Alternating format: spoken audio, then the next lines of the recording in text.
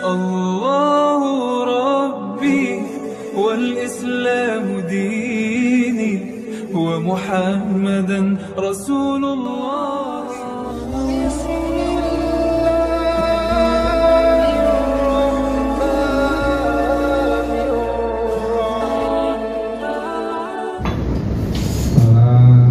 Peserta pelatihan yang saya hormati, para pengurus masjid di DKI Jakarta, alhamdulillah kita bersyukur pada Allah SWT.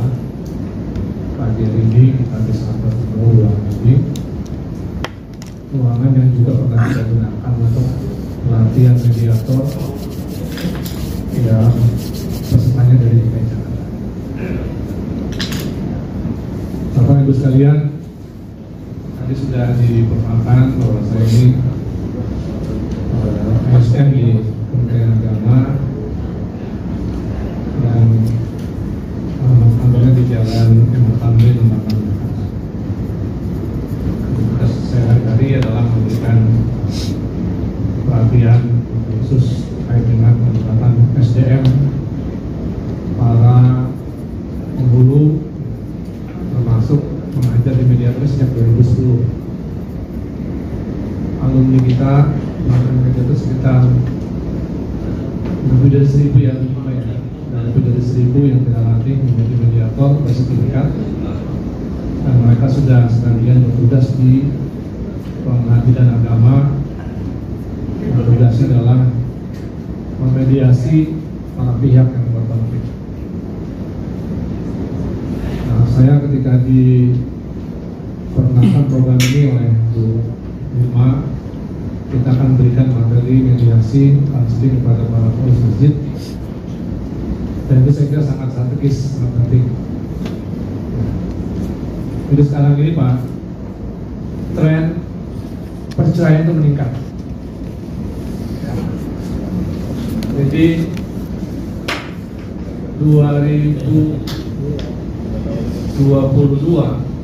itu jumlahnya 516.000. Nah, di tahun 2023 turun sedikit, 515.000, dikit sih. Jadi angka 516.000 Pak, dari jumlah pernikahan 1,5 juta, itu kira-kira kan hampir seperempatnya, seperempat orang yang menikah itu bercerai. Jadi kalau ada 10 orang pasang janur nikah, itu kira-kira 2-3 orang yang bercerai. Jadi bahaya. Termasuk penghulu itu perannya juga di soal sekarang. Saya dulu pernah jadi kepala KUA di wilayah Tebet. Ini masuk Tebet ya? Bukan. Bukan. Cawang. Sebelahnya. Tebet. Naik Saya angkot pernah lagi. dapat kedatangan tamu 2 orang. Yang satu yang mau datang nikah, yang satu tuh kakaknya yang antar. Jadi yang umurnya nggak jauhan lah, kira-kira 30 tahun kakaknya, yang mau nikah 25 tahun.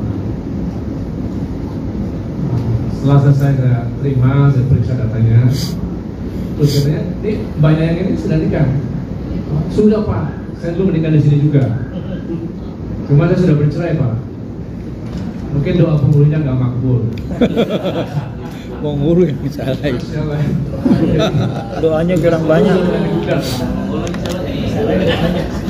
Bisa jadi. Berarti doain terduga salah. Ini materi yang menarik.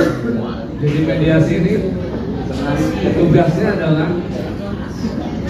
menjadi penengah orang-orang yang berkonflik. Jadi kalau masjid bisa menyerap, bisa menjadi filter orang-orang yang berkonflik untuk kemudian tidak sampai ke pengadilan, mungkin peluangnya lebih besar untuk menang.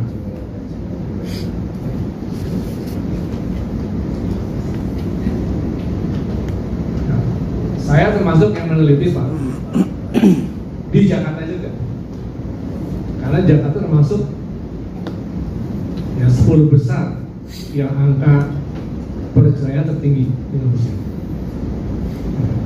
Masuk 10 besar. Saya meneliti sekitar 150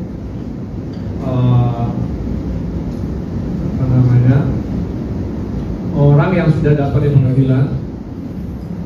Saya tanyain satu-satu apa alasan bercerai, kemudian saya tanya berapa lama kenal dengan pasangan, kemudian waktu ketemu apakah Anda menganggap pasangannya ideal? Ya ideal. Dua kali. Kemudian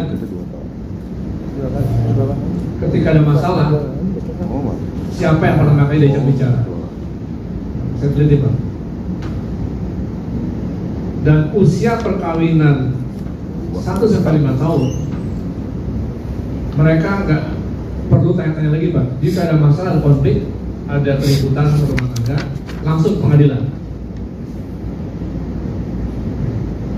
Nah, yang datang ke BP4, ke kantornya Bu Nilma, ke kantor saya juga berkantor di Istiqlal, BP4, karena saya sebagai sekjen BP4, itu yang usianya di atas 5 tahun perkawinan, yang datang ke BP4.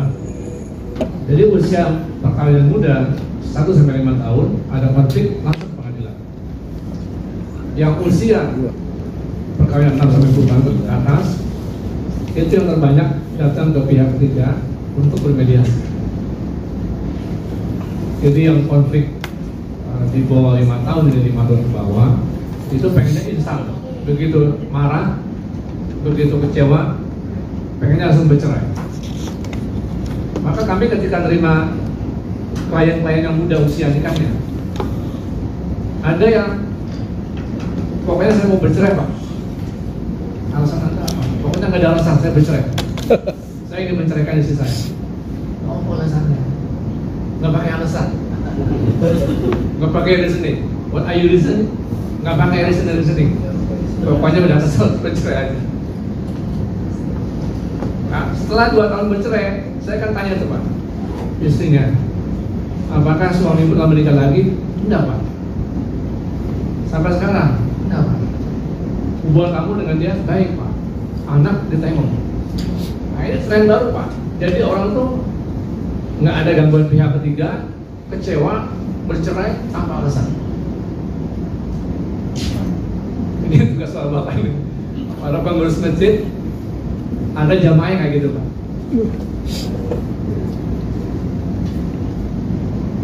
Nah, yang paling serem lagi, dia kecewa sama pasangannya, pergi nggak pulang-pulang.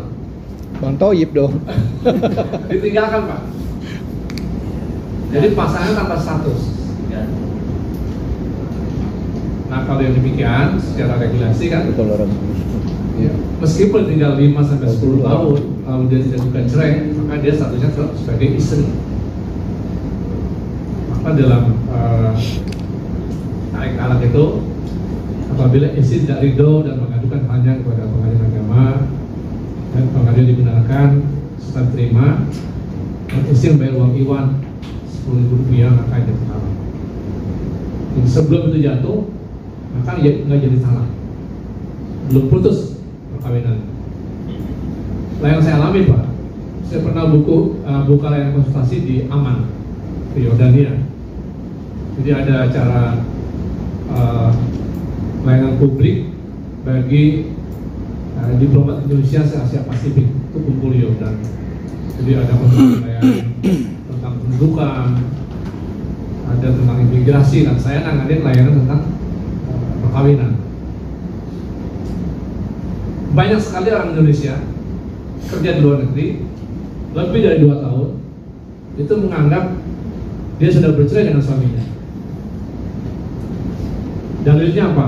Karena tidak diberi nafkah 2 tahun berturut-turut. Ada kan dia ditarik talak ya, meninggalkan istri 3 bulan lamanya, membiarkan tidak bercerai istri 6 bulan lamanya, sampai dengan 2 tahun lamanya. Kan nggak berhenti sampai situ, Pak. Ada kemudian istri apabila tidak ridho dan mengadukan hanya kepada pengadilan. Seterusnya baru dia tahu. Nah, orang di Saudi, Pak, itu kumpul Asia Pasifik masuk Timur Tengah, Pak. Masuk ke situ. Jadi kerja di Saudi, pimpin 2 tahun, menikah di sana, Pak. Dan punya anak. Nah, bagaimana cara menanganinya, Pak? Bisa nggak diselesaikan secara hukum? Nggak bisa, Pak. Secara syariat, dia masih punya suami. Secara administratif, nggak bisa jurus juga, Pak. Kan harus nikah tuh dijata perawan, apa janda, duda, ada statusnya. Nah, status bersuami kan nggak bisa, status beristri tidak bisa juga. Meskipun mungkin kalau poligami bagi suami, secara syariatnya bisa, secara administratif nggak bisa. Maka banyak tuh, Pak. Tahun 2017 itu rencana ada isbat nikah di Jeddah, nikah di Jeddah. Sama daftar lebih dari 1000, Pak. Di verifikasi banyak yang gini, Pak. Banyak yang masih punya pasangan menikah di Jeddah. Saya cerita sama Dr. Asim Sahok. Dulu beliau rektor di situ Imam Quran. Oke, gimana orang di Saudi itu? Kan sudah di Indonesia masih punya suami.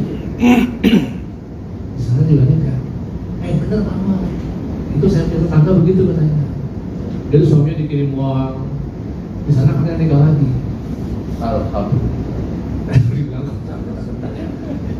Saya bilang kacau sekali. Ngirimin duit. Nah, kalau seperti itu, Pak, mungkin konsultasinya bukan di mediator, itu ahli hukum perkawinan. Saya sedang mensertifikasi ahli bidang perkawinan. Ahli bidang perkawinan bukan sering nikah, Pak, tapi sering menjadi ahli terhadap masalah perkawinan. Saya termasuk yang mungkin sering sekali memberikan keterangan di pengadilan, di kepolisian terkait dengan kasus-kasus perkawinan. Nah, Bapak Ibu sekalian, nanti saya cuma ada satu nih bukunya. Saya akan kasih pertanyaan, nanti yang jawab dapat buku ini. Alhamdulillah. Karena saya cetak udah 5.000 sudah, tinggal 2 biji. Ini saya bawa 1 ya. Nah, apakah mediasi? Ini ada mediasi, ada konseling. Nanti akan saya kasih sedikit materi konseling. Nah, kalau mediasi, ini secara etimologis dari kosakata Inggris mediate.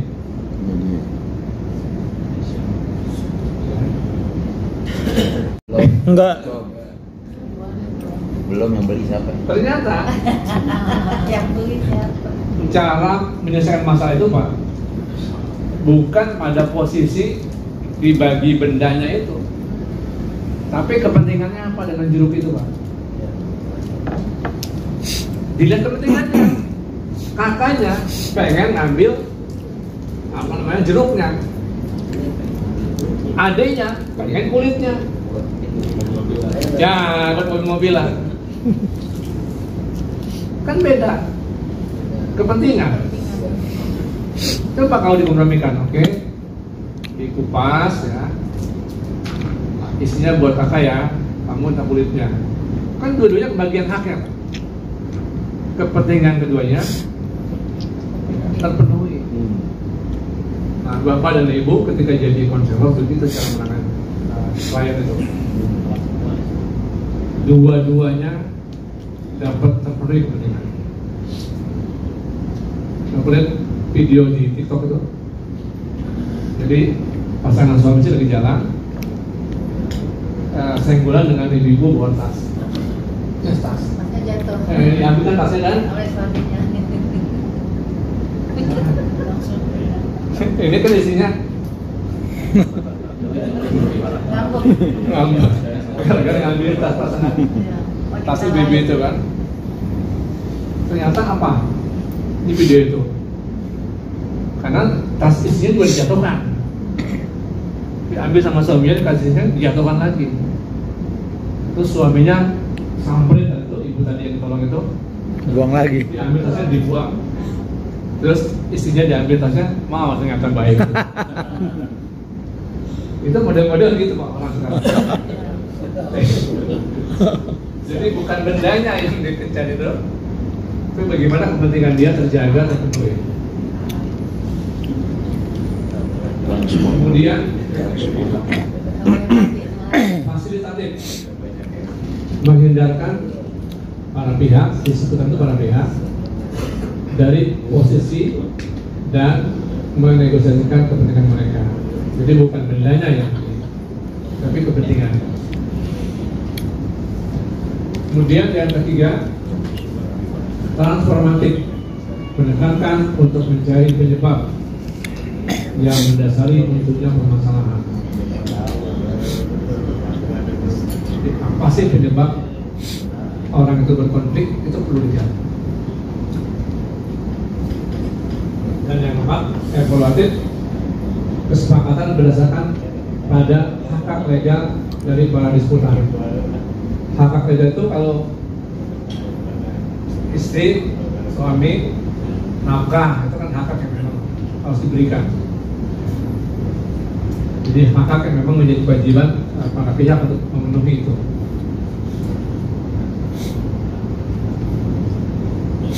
Kemudian manfaat mediasi, mengakhiri konflik, mencegah konflik, mempersatukan kelompok individu, meredakan konflik, menyelesaikan masalah dengan solusi. Kita lihat sini.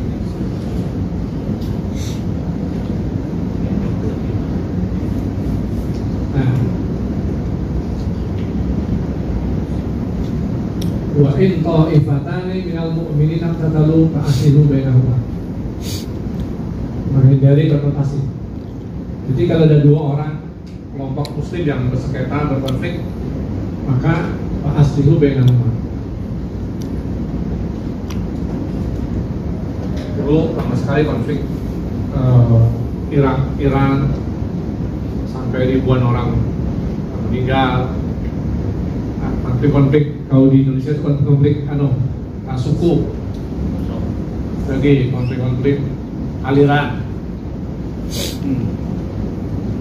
Konflik aliran misalnya paham jemaah Ahmadiyah diusir, kemudian rumahnya dihancurkan.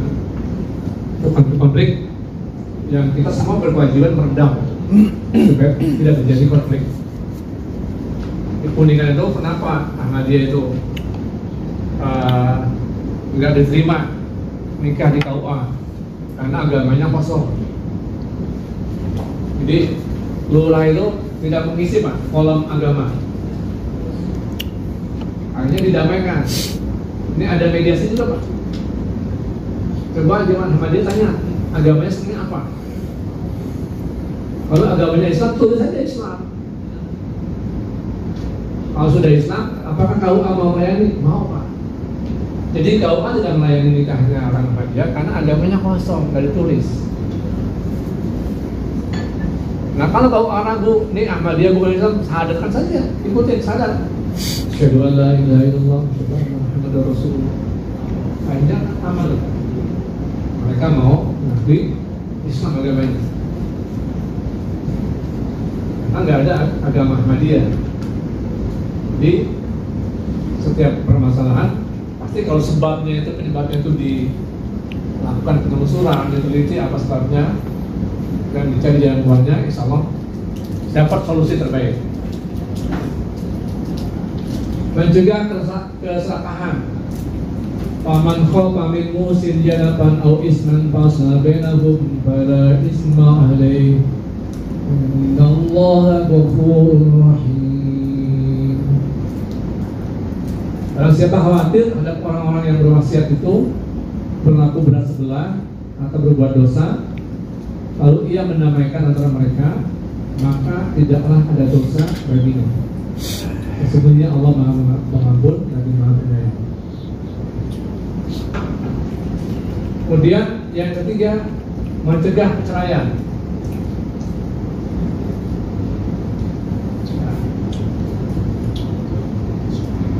Ini Tauhid Islam yang saya tulis dalam buku ini Pak. Ini buku saya isinya teori.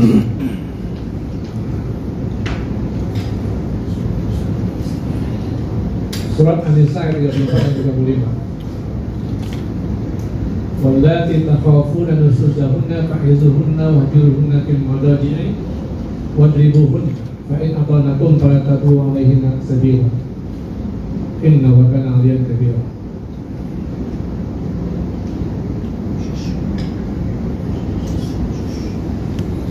Jadi orang yang nusus, wanita-wanita yang kamu khawatirkan nususnya, maka nasihatilah mereka.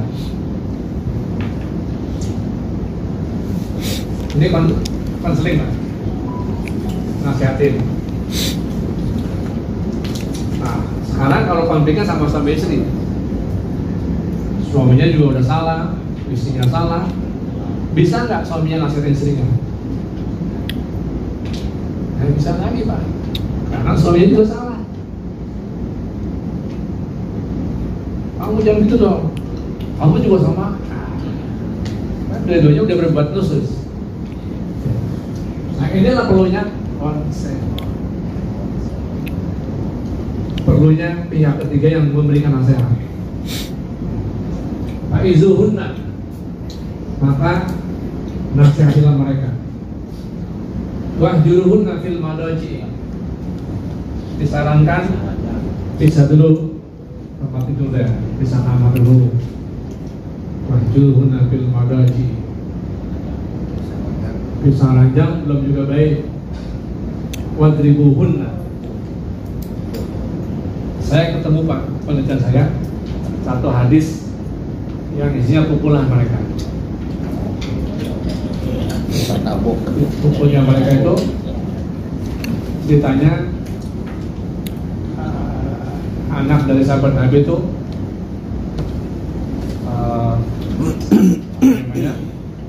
dipukul oleh suaminya.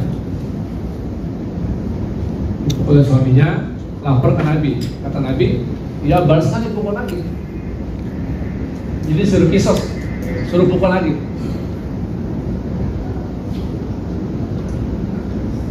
Lalu kemudian turun ayat ini. Kalau memang salah, boleh diberi pukulan yang oleh ahli tafsir dijelaskan dorban ghairu mubarih. Jadi pukulan yang tidak menyakitkan. Kalau teori konseling Pak, teori mediasi mengartikan wadribuhunna itu dengan memukul, itu nggak bisa diterapkan Pak.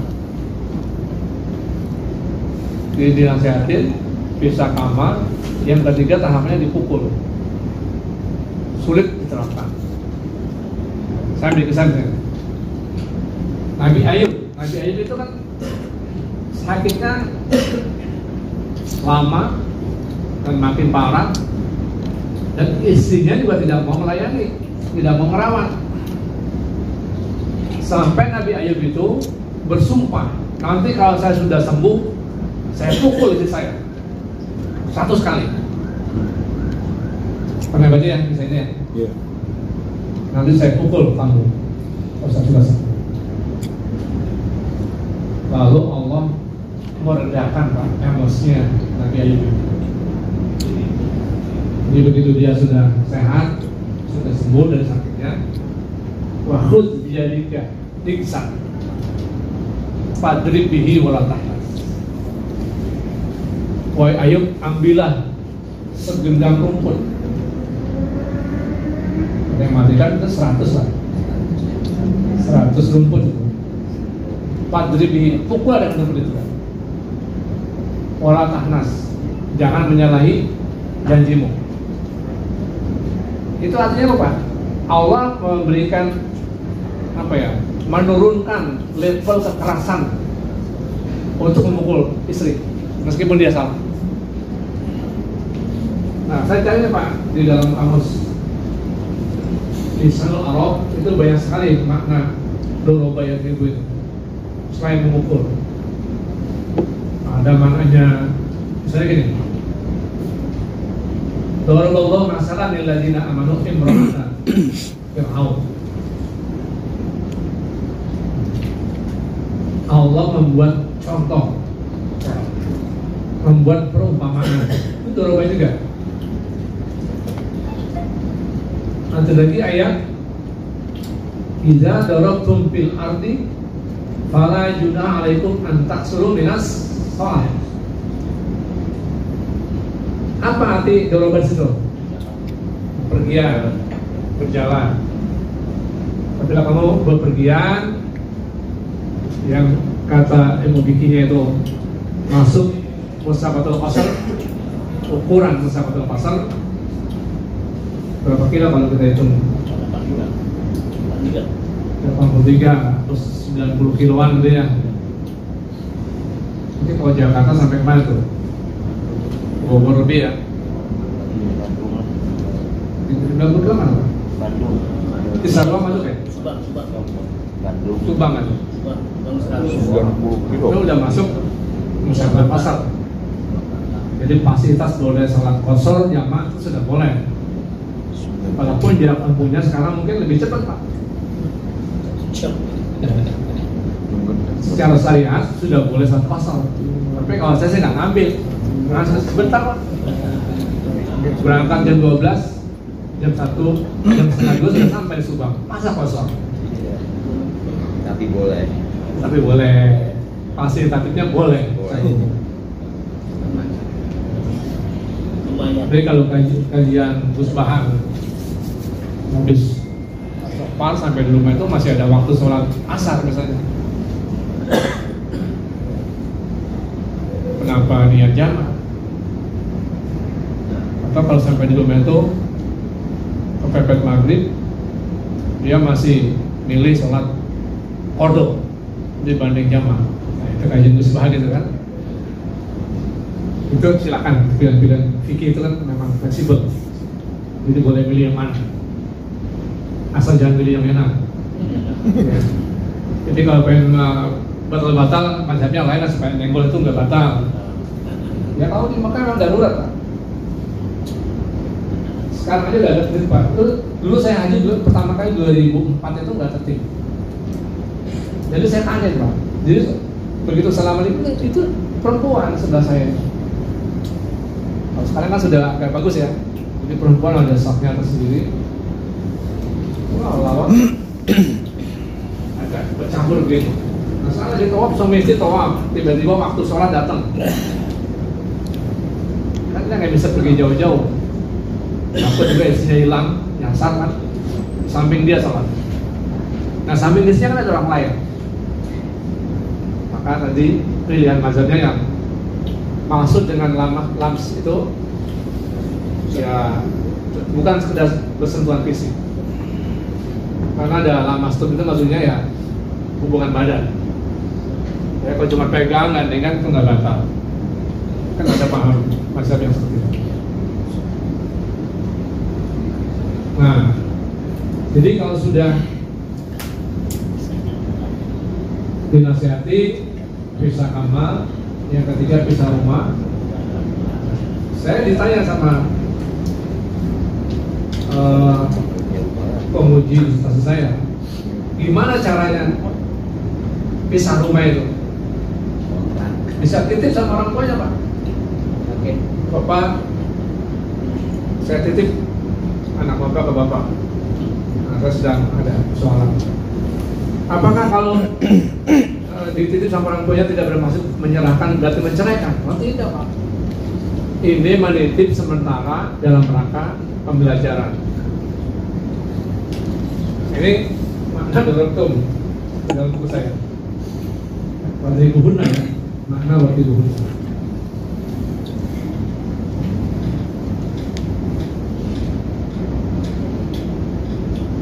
Kemudian dalam An-Nisa 35, wa in khiftum shiqaqa bainihima fab'asu hakaman min ahlihi wa hakaman min ahliha yurida islaha yuwaffiqillahu bainahuma innallaha kana aliman khabira. Jadi shikok ini adalah masalah konflik berat. Jadi kalau baru sisi ringan, beda pendapat, salah paham, ya pasangan minta maaf selesai, itu masih kategori ringan. Tapi yang sudah berkonflik, sudah diingatkan, udah balik lagi, muncul lagi, ini sikap. Itu sikap bainihima. Jadi posisi seperti ini Pak, itu para pihak nggak bisa menyelesaikan sendiri masalahnya. Jadi suami, istri tanpa bantu pihak ketiga, dia nggak bisa menyelesaikan masalah. Makanya butuh pihak ketiga. Bab asuh hakaman min ahlihi wa hakaman min ahliha. Maka utuslah perwakilan dari keluarga suami, perwakilan keluarga istri berkumpul dalam satu ruangan, satu tempat. Untuk apa? Untuk minta urun rembuk penyelesaian masalah. Ini sudah nggak ada Pak di keluarga muslim, konsep ini tidak dilakukan, ditinggalkan. Coba kalau ada masalah, saya sudah sering dengar kayak ceramahnya kayak Abdul Rahman Said, orang blok apa, kayak di blok A. Ada nggak yang dari blok A? Nggak ada ya? Yang dari selatan siapa? Apa ya? Jadi kalau Abdul Rahman Said cerita begini, jadi istrinya ngambek pulang ke rumah orang tuanya, bawa apa? Buntelan, bawa pakaiannya pulang. Kata bapaknya, anaknya nggak ada tuh bapaknya. Wah, saya udah nggak sanggup sama suami saya. Memang kenapa suami lu? Wah, dulu katanya udah kulit dalam kali. Jadi malah kesal orang tuanya gitu. Udah sini aja. Nanti bapak cariin lagi. Gitu.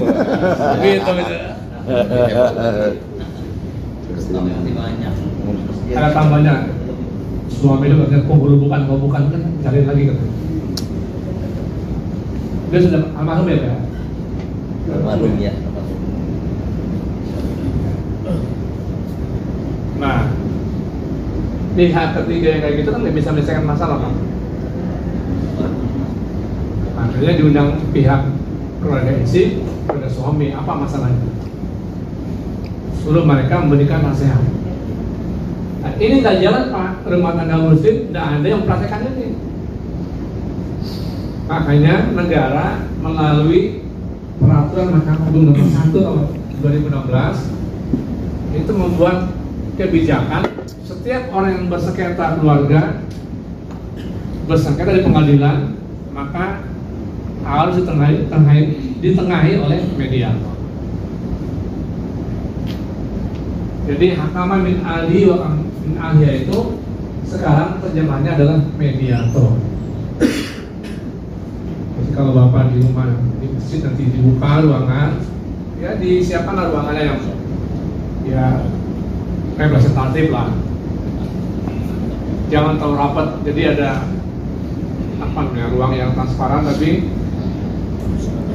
dari dalam ngeliat keluar baru bisa ngeliat. Yang terlalu rapat, kalau terlalu juga bahaya Pak. Nanti curhat malah nanti ya konselor yang Koslet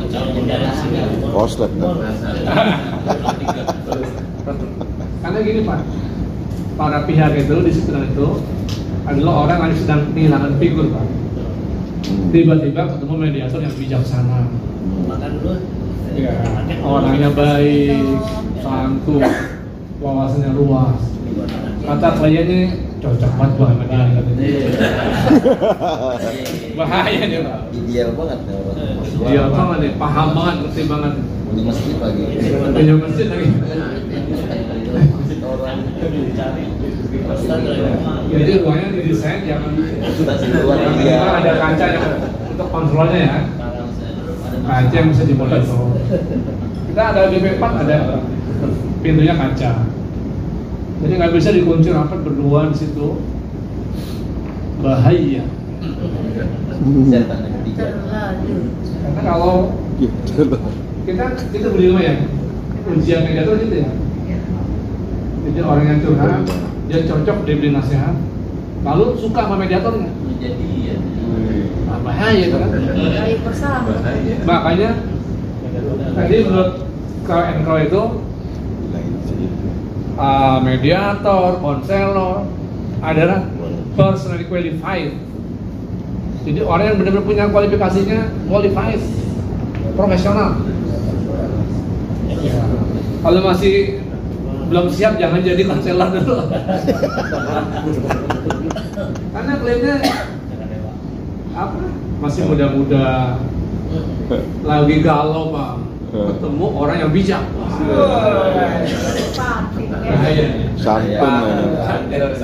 Santun lah.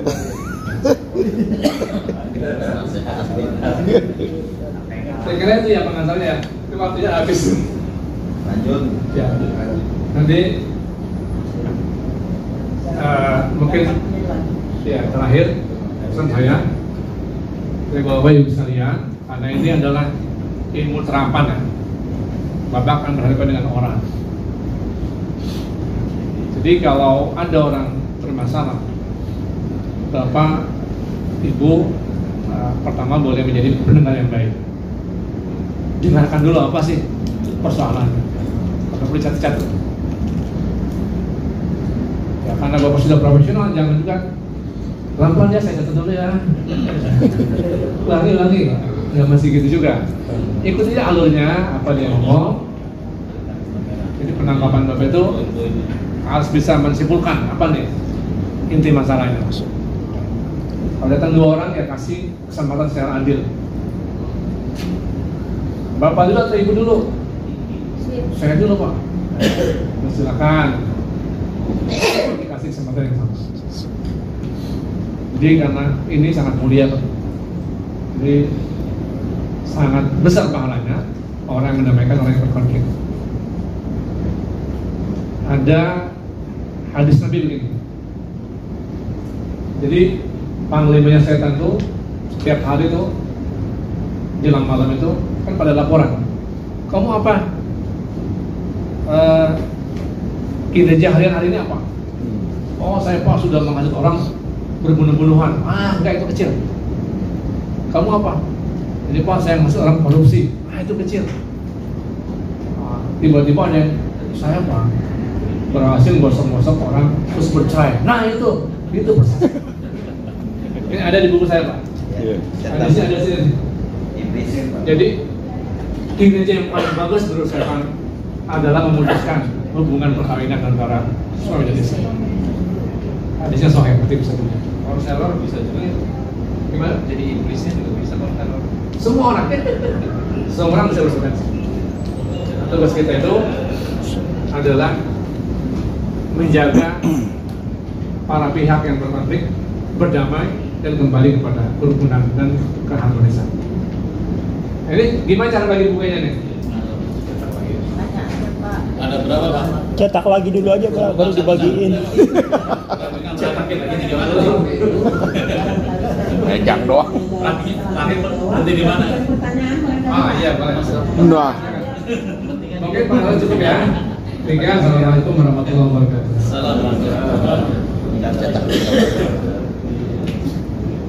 Baik, terima kasih Bapak.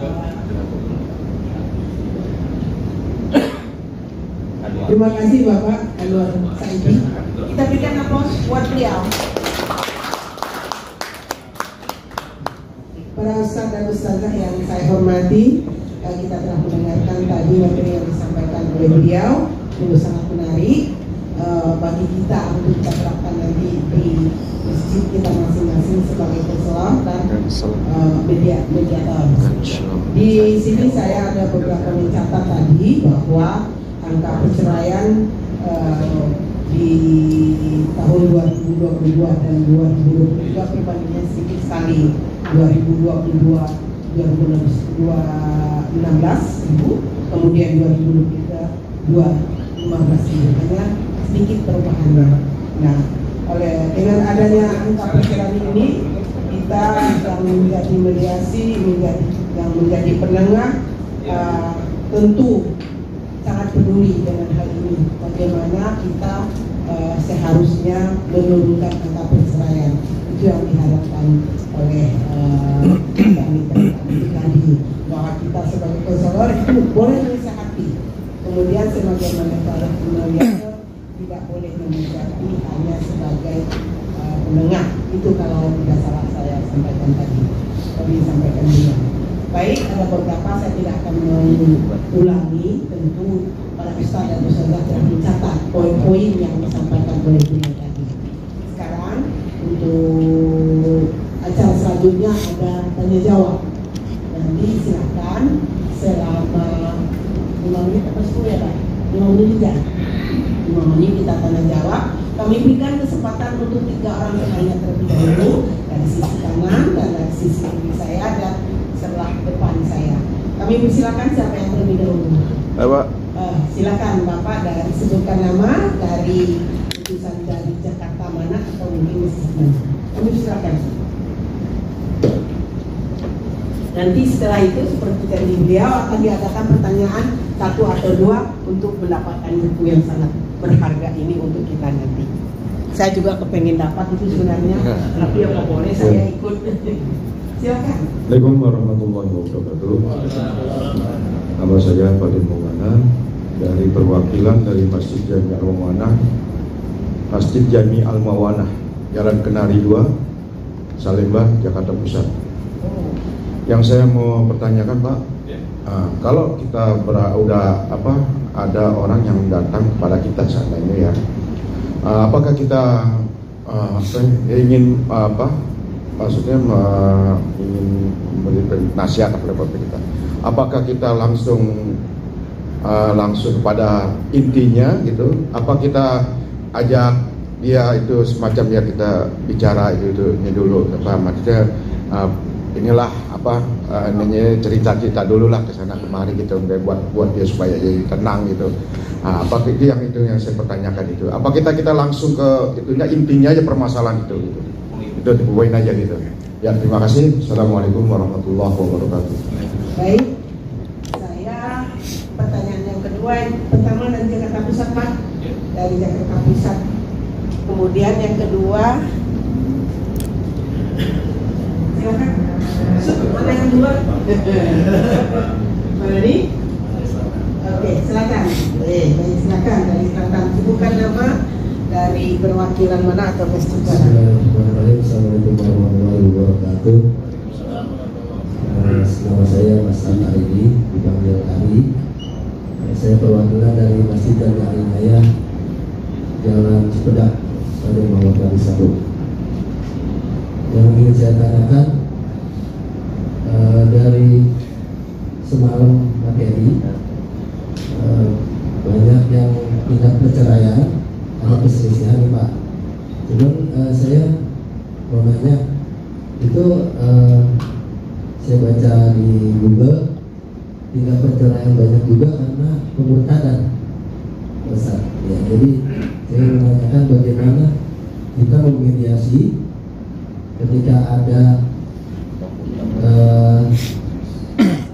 yang ingin cerai karena tidak agama gitu. Ya, alhamdulillah ada yang kami tadi. Ya, terima kasih. Assalamualaikum warahmatullahi wabarakatuh. Waalaikumsalam. Dari Jakarta Selatan. Selanjutnya sebelah kiri saya. Gak ada? Oke, silakan. Bukan nama. Assalamualaikum warahmatullahi wabarakatuh.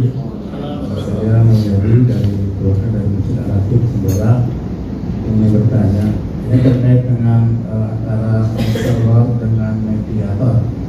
Ini ada kasus ini yang maksudnya ini sebelum perceraian. Nah, ketika ada seseorang berkesah sebelum pernikahan, tetap sudah tunangan tapi akhirnya kan biasa ada godaan-godaan. Nah, ini apakah kita termasuk ke dalam konselor atau gimana? Haruskah kedua belah pihak keluarga yang si calon istrinya ataupun calon suaminya itu dipertemukan. Ini belum lama sih ada yang berkesan seorang perempuan sudah tunangan, tetapi biasalah kalau mau nikah itu kan berada banyak tuh. Nah itu apakah perlu kita berikan masukan ke mana? Baik, Pak, sudah ada 3 pertanyaan. Yang pertama dari Jakarta Pusat, Pak Maulana, apa yang harus kita lakukan? Pertama, mereka datang harus menasihati dulu atau bagaimana dan bagaimana caranya. Yang kedua dari Pak Ali Jakarta Selatan, cerai karena tidak agama ya, buta. Ya. Yang ketiga Bapak Mulyadi dari Jakarta Barat, dan ada konflik antar keluarga sebelum nikah. Terima kasih Pak. Kami silakan. Ya, bagaimana cara memulai layanan konsultasi? Ini penting ya. Ini berbeda dengan mediator untuk berpraktek di pengadilan. Kalau mediator itu kan sudah ada perkaranya, jadi ditunjuk oleh majelis hakim, silakan datang ke mediator. Jadi pokok persoalan sudah ada, sudah melalui pendaftaran di pengadilan, sudah dibuka sidang pertama, lalu kemudian dimintakan ke mediasi, ke mediator. Itu pun ada tata caranya, datang, silakan duduk, ada perkenalan, ya. Sudah duduk masing-masing. Ya. Saya kenalkan diri, saya mediator bernama ini, tugas sebagai mediator mendampingi Bapak Ibu sekalian. Kemudian nama yang bersangkutan sudah ada di situ di suratnya. Oh ini Ibu Fatimah, ini Pak Ahmad, sudah ketahuan. Tapi kalau yang datang ke masjid, belum tahu kita. Belum. Ya, mungkin bisa dibuka dengan misalkan masuk, ya, silakan duduk. Kemudian kan sudah ada pelanggan tuh kan, konselor, perkawinan, pernikahan. Perkenalkan diri Pak, nama saya tugas tamir masjid untuk melayani konsultasi bidang perkawinan. Silakan Bapak Ibu siapa mau bicara duluan, apa masalahnya silakan. Jadi sama tahapannya seperti itu Pak. Memperkenalkan diri, mempersilakan para pihak untuk menyampaikan persoalan yang dialami. Ya. Kemudian juga dikasih kalau mediasi itu dikasih rambu-rambu misalnya. Kalau sedang mediasi tidak boleh menyalakan handphone, tidak boleh merekam, ya. Tidak boleh menyelang, memotong pembicaraan, ya. Dari ngomong diinterupsi. Oh enggak itu, bukan begitu. Saya baru biar Bapak dulu selesai nanti Ibu sampaikan. Jadi ada satu caranya. Mungkin konselor juga bisa menerapkan prinsip-prinsip tadi ya, supaya tertib ya, supaya tertib proses konselingnya. Ya. Jadi, dan ini kan ada batas waktunya. Jangan juga terlalu ngoyo dari pagi sampai sore nggak rapi, nggak selesai. Jadi tangkap inti masalahnya. Kemudian solusinya, nasihatnya apa kalau konselor? Pasti 1-2 poin dari hasil pembicaraan para pihak itu sudah tertangkap, Pak. Maka sampaikan solusinya. Kalau nggak selesai juga, nanti bisa pertemuan berikutnya. Jadi jangan dipaksakan selesai hari itu. Itu Pak ya. Insya Allah dimudahkan. Kemudian yang kedua, cerai karena buta memang ada prestasinya. Itu masuk 15 besar. Jadi setiap tahun tuh lebih dari 1000 ya cerai buta itu. Gimana caranya gini? Jadi waktu nikah tuh pasangannya pindah agama. Jadi saya yang paling depan kali ya. yang menolak nikah beda agama. Jadi banyak wawancara saya di El Sinta itu beberapa kali tentang nikah beda agama. Kemudian di iNews juga saya pernah bicara tentang nikah beda agama. Nikah beda agama itu nggak ada pembenarannya. Di dalam Al-Maidah ayat 5 itu ayat yang wa ta'amukum hilul lahum wa ta'amuhum hilul lahum. Kemudian ujung ayatnya itu ada wal muhsanatun minallazina utul kitaba min qablikum. Wanita-wanita ahli kitab sebelum kamu udah boleh nikahi. Saya baca Pak tafsir Mafathil Ghaib Imam Fakhrul Ar-Razi. Itu penjelasannya jelas. Kenapa waktu itu dibolehkan menikah perempuan ahli kitab? Karena bihazil waqt qillatun minal mu'minin. Umat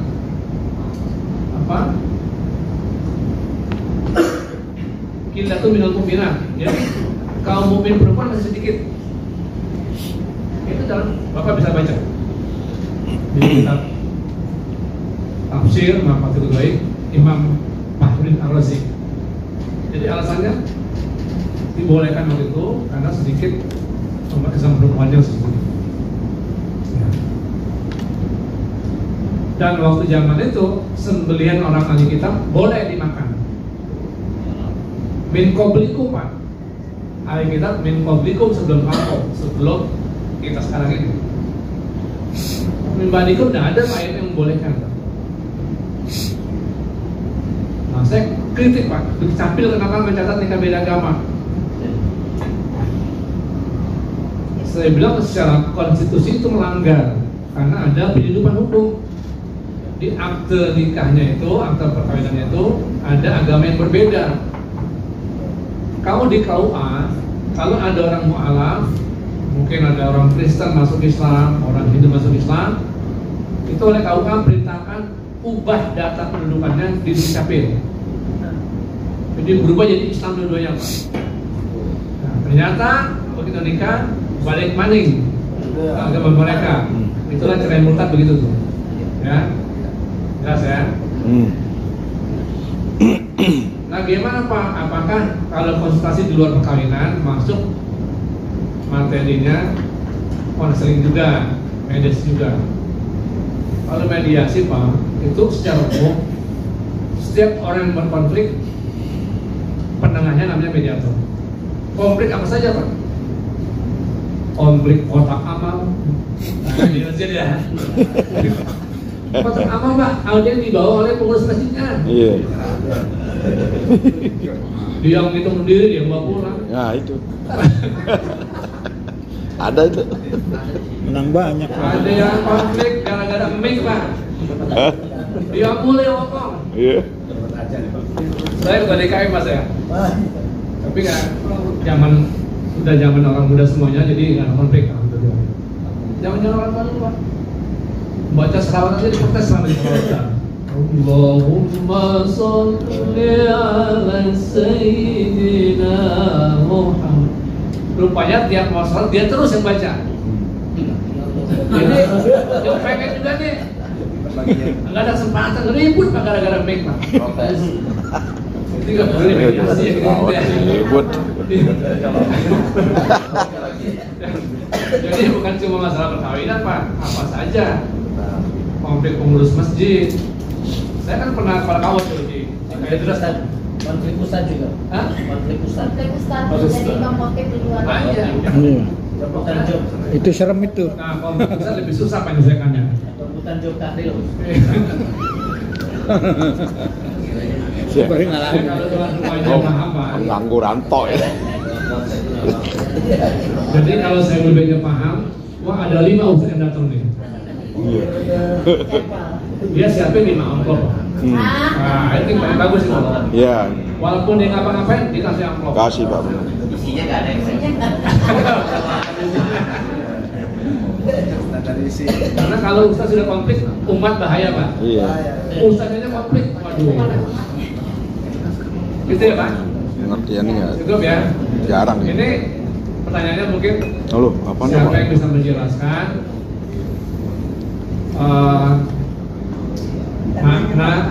makna dari mediasi? Ya, gimana? Mediasi itu adalah merupakan cara kita untuk menghadapi klien kita, itu dengan cara bertanya. Kemudian pertanyaan ini tujuannya adalah untuk mendapatkan konfirmasi dari permasalahan mereka tersebut agar bisa mencapai kesepakatan.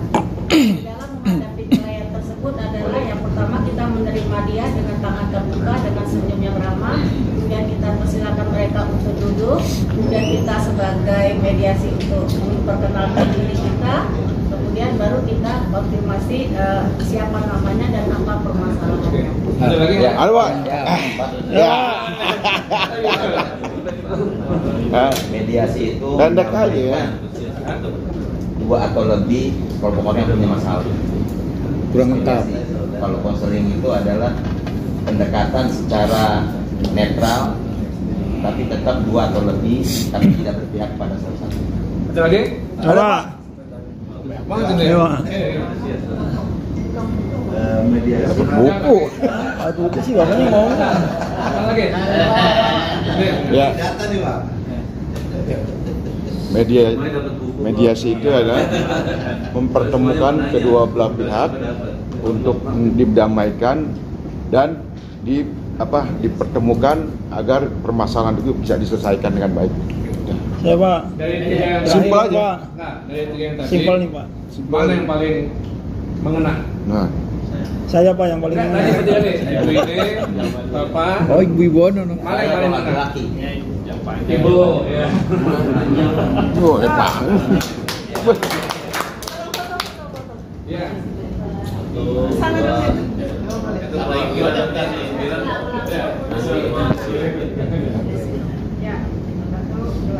Saya nggak mau foto ah.